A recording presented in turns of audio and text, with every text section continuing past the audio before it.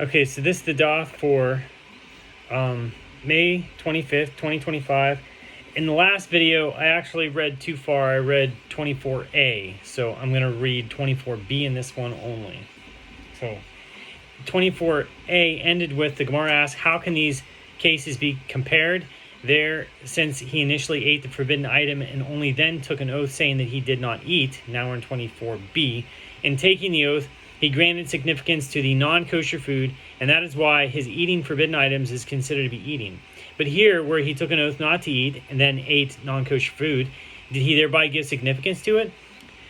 For this reason, no conclusive proof can be cited from the last case in the Mishnah.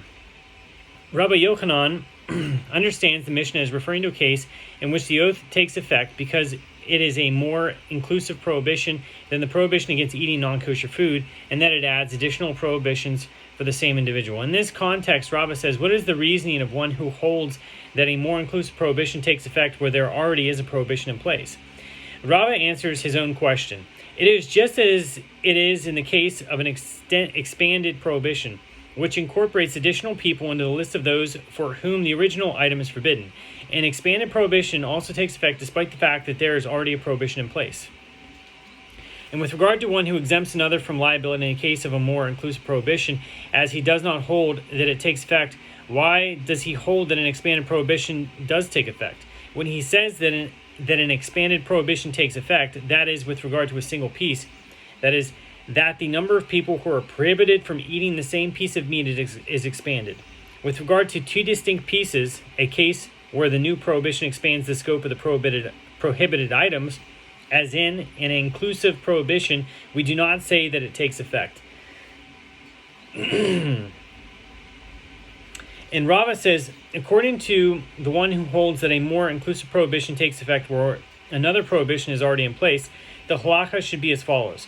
When a person says, on my oath I will not eat figs, and then says, on my oath I will not eat figs and grapes, since the last oath takes effect with regard to the grapes, it also takes effect with regard to the figs, even though they were already forbidden by the previous oath.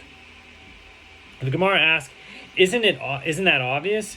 The Gemara answers, lest you say that we say that a more inclusive prohibition takes effect only with regard to a prohibition that occurs on its own, like the prohibition against eating non-kosher food, but with regard to a prohibition that occurs by the act of a person himself, we do not say that the more inclusive prohibition takes effect.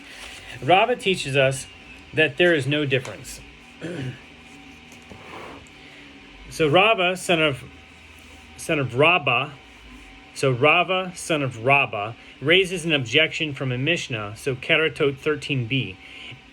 It is possible for a person to perform one act of eating, for which he is liable to bring 4 sin offerings and 1 guilt offering. And these are the prohibitions one can violate in this manner. A ritually impure person who ate forbidden fat, that is the leftover from one of the sacrificial animals on Yom Kippur, if he did this and was unaware of the relevant prohibitions, he is liable to bring 4 sin offerings as well as a guilt offering for deriving benefit from the misuse of consecrated property. Rabbi Meir says also, if it was Shabbat and he transferred the item from one domain to another in his mouth, he is liable to bring a sin offering for performing labor on Shabbat as well.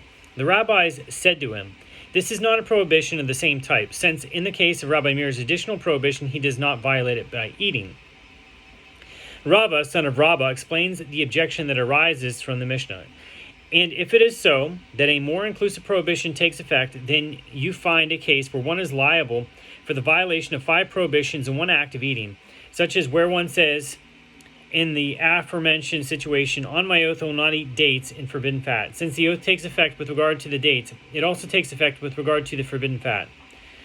The fact that the Mishnah fails to mention such an oath indicates that a more inclusive prohibition does not take effect where another prohibition is already in place. The Gemara answers, the absence of an oath with a more inclusive prohibition in the Mishnah does not indicate anything.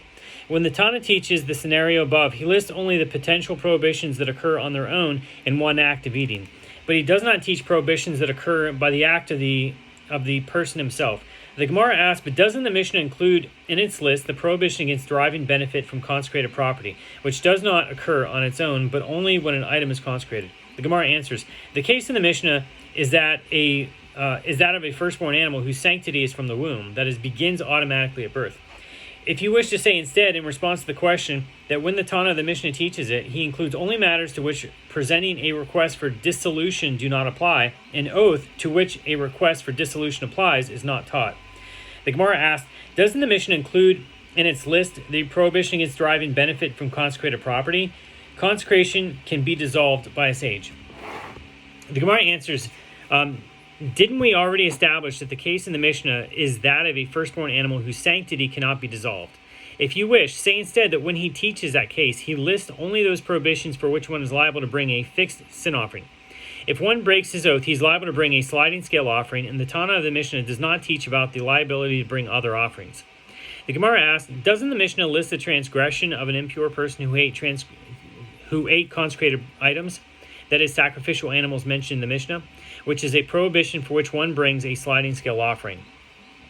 The Gemara answers, the Mishnah is referring to a king who eats the leftover of a sacrificial animal while impure, and the Mishnah is in accordance with the opinion of Rabbi Eliezer, who says, a ritually impure king who ate consecrated items brings a male goat as a sin offering rather than the sliding scale offering brought by a commoner. So Rav Ashi said, there is a different answer. When the Tana teaches this case, he lists only matters that apply when one eats the measure of an olive bulk, whereas the case of an oath, which applies to eating even less than the standard measure, is not taught in Mishnah. The Gemara asks, doesn't the Mishnah include in its list the prohibition against deriving benefit from the misuse of consecrated property, which applies to eating less than an olive bulk? The Gemara answers, we require that one derive the value of one peruta of benefit in order to be liable, so that is also a prohibition to which standard measures apply.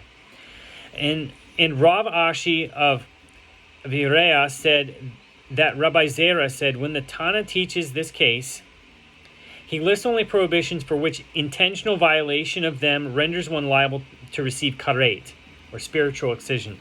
And he does not teach prohibitions for which intentional violation of them renders one liable to receive lashes. The Gemara asks, but isn't the guilt offering for the misuse of consecrated property, which is listed in the Mishnah, a prohibition for which intentional violation of it renders one liable to receive only lashes, not karet? And nevertheless, the Tana of the Mishnah teaches it. And that is the end of Daf 24.